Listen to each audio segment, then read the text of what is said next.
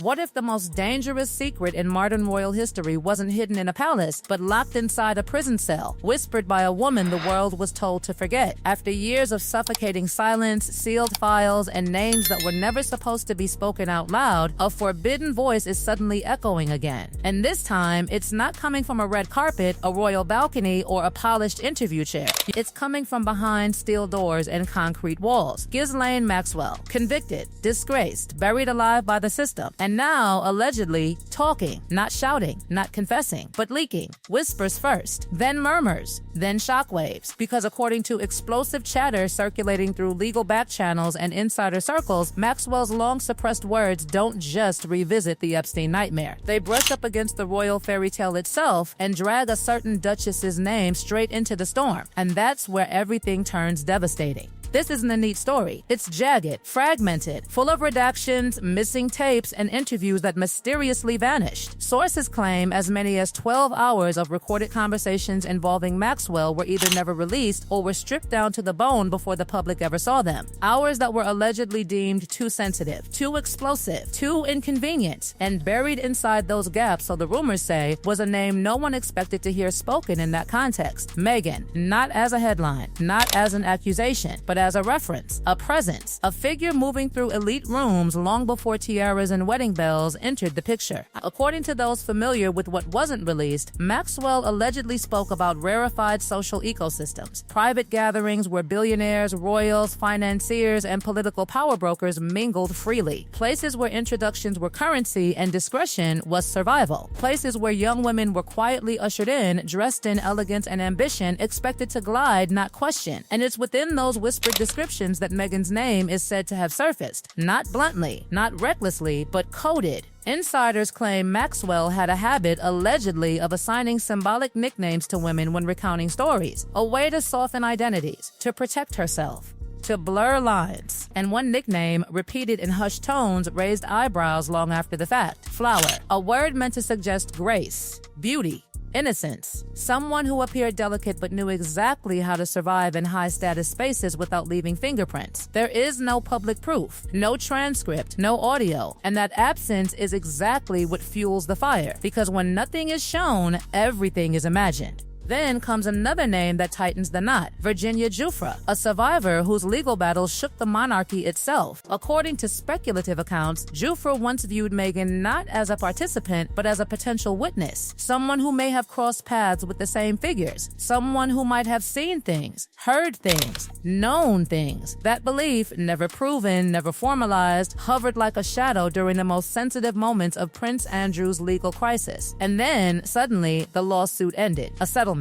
Clean, swift, quiet. Too quiet, some say. No testimony, no cross-examination, no public unraveling of who knew what and when. To conspiracy-minded observers, it felt less like closure and more like a door slammed shut just in time. The narrative never claims guilt. Instead, it trades in something far more intoxicating: implication. Every redacted paragraph becomes suspicious. Every missing recording becomes intentional. Every sealed document becomes proof that the truth is simply too dangerous to show. And hovering over all of it is the question that refuses to die: why does this feel unfinished? To answer that, insiders say you have to rewind the tape, way back, before royal weddings, before Netflix deals, before the world knew her name. Picture the year 2000. Jeffrey Epstein was not yet a monster in headlines. He was a man of means, of polish, of whispered influence. Someone who didn't knock on elite doors, he was ushered through them. And one of those doors, according to long-standing reports, was opened by Prince Andrew himself. Ascot, the royal box, a sanctuary of privilege. Epstein wasn't just present, he belonged. Ghislaine Maxwell floated effortlessly through that world, socially untouchable. And nearby, never truly gone, was Sarah Ferguson. Divorced, yes, but still plugged in, still influential, still watching. Those who knew the circuit described Fergie as something else entirely: a gatekeeper, a woman who knew how to redirect attention, manage access, and quietly prevent the wrong people from standing too close to the wrong royals. That's why years later, when she claimed she had never met Meghan until after Meghan began dating Prince Harry, some insiders reportedly laughed out loud, because in those circles, nothing went unnoticed. If Meghan had brushed the edges of Epstein's orbit, however briefly, Fergie would have clocked it instantly. That's the belief. And according to one particularly blunt source, she didn't just notice, she intervened, not dramatically, not publicly, but socially. Conversations redirected, introductions delayed, paths subtly altered. A quiet form of body blocking designed to ensure one thing: Meghan and Prince Andrew never stood too close to the same fire. If Maxwell's alleged stories about recruitment and grooming carried even a grain of truth, then those instincts suddenly look less like snobbery and more like damage control. Still, Meghan wasn't exiled. Far from it. She continued to move through elite London spaces, private clubs, charity galas, invitation-only parties, always near power, never swallowed by it. Close enough to matter, distant enough to stay clean. Which leads to the question no one seems able to answer honestly: if Meghan truly arrived on the royal stage in 2016, why does her shadow stretch back so much further? If the timeline starts earlier, if her rise was gradual, calculated, and carefully navigated, then the fairy tale looks less like fate and more like strategy. And standing silently at the center of it all is the one woman who might know exactly how the story really began and why certain chapters remain locked away. Ghislaine Maxwell. Silent no more. The story doesn't explode next, it tightens. Because once you start following the threads, you realize something unsettling. Meghan's rise didn't look chaotic. It looked guided, not handheld, not obvious, but protected. By the time the world noticed her, she already moved like someone who knew the rules of elite survival. She never looked desperate, never looked stranded. Even when her acting career plateaued, she didn't spiral. She pivoted smoothly, cleanly, as if invisible safety nets were already in place. And that's where the whispers changed tone. Because among insiders, the theory isn't that Meghan was being shielded from scandal. It's that others were being shielded from her testimony. A dangerous distinction. In elite legal circles, silence has value, sometimes more value than truth. And some believe Meghan's silence, intentional or not, became a form of leverage, not because she threatened to speak, but because the possibility existed. If compelled, if cornered, if asked the wrong question under oath, she might not expose herself. She might expose them. That's the logic whispered behind closed doors. And that logic, according to sources, is what made her presence inside the royal family feel radioactive to certain figures, long before the public feuds, the interviews, or the exits. Which brings us to Prince William. To the outside world, his distance looks cold, personal, even cruel. But those who claim to understand the internal panic insist it was never about personality. It was about containment. William is described as a man obsessed with timelines, with cause and effect, with understanding where every crack in the monarchy began. And the Epstein-Maxwell disaster? That wasn't just a scandal, it was a fault line that nearly split the institution in half. Andrew wasn't just embarrassing, he was dangerous. And anyone whose past even faintly overlapped with that world became a liability by association.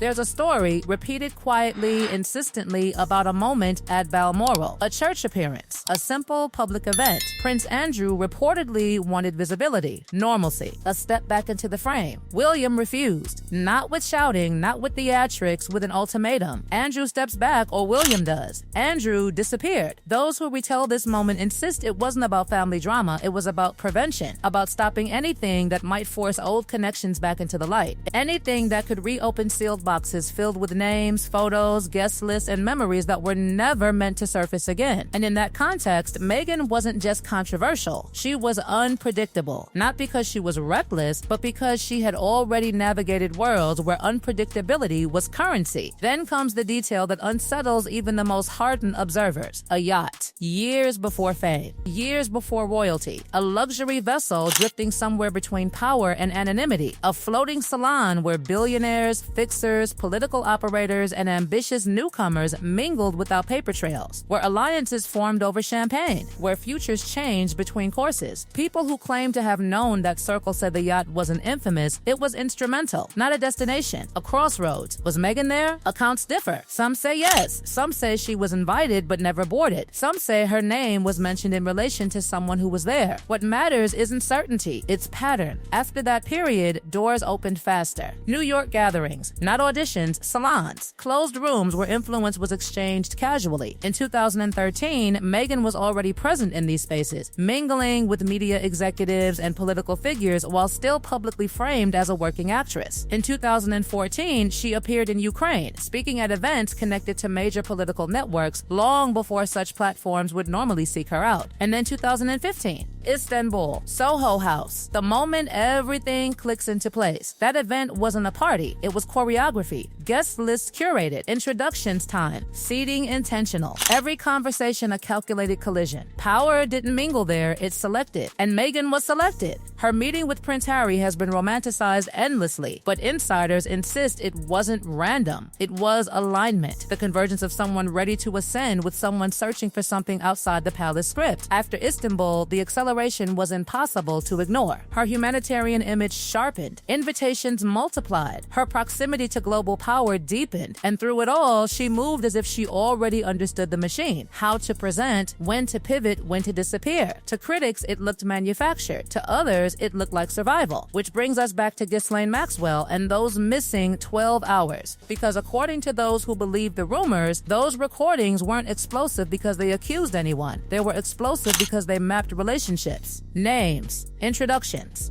context. Who stood in which room at which moment? Who spoke but never appeared in photographs? Who moved behind the scenes while others took the spotlight? And that kind of information doesn't just embarrass, it destabilizes, especially when it touches royalty. Maxwell speaking now, if she truly is, raises a terrifying possibility for those invested in silence that she has nothing left to lose. She's already condemned, already erased, already serving time no apology can shorten, which means truth, partial, coded, insinuated becomes her only remaining weapon, not confession. Exposure. That's why the timing feels ominous, why old names resurface, why Meghan's past is suddenly being re-examined with forensic obsession. Not because guilt has been proven, but because proximity has, and in elite systems, proximity is never accidental. So the story doesn't end with a verdict. It doesn't end with proof. It ends with a question that refuses to stay buried. If the truth were harmless, why work so hard to keep it hidden? And if Meghan truly entered royal life already carrying the weight of powerful knowledge she never asked for but never forgot, then her presence was never neutral. It was a risk, one the monarchy decided eventually it could no longer manage. And somewhere behind concrete walls, a woman who knows exactly how these systems work may finally be deciding which secrets are worth keeping and which ones deserve to burn. Ones deserve to burn. Ones deserve to burn. Ones deserve